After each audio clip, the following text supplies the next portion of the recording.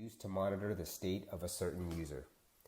To configure BLF, press Menu, select Call Features, DSS keys, and then the desired line key. In the Type area, select BLF and the related account ID. Then input the label information in the label area. In the Value area, input the phone number or extension that you wish to monitor.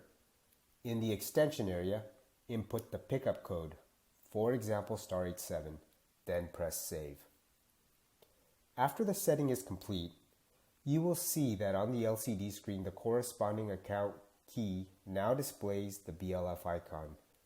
When the LED light of the BLF keys is consistently red, it indicates that the monitored line is making an outgoing call or is conversing.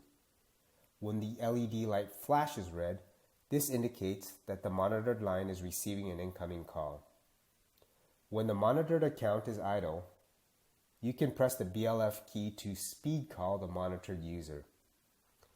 When the monitored extension receives a new call, you can also directly press the BLF DSS key to pick it up. When there is an active call on the IP phone, you can transfer the call to the monitored phone number directly by pressing the BLF key.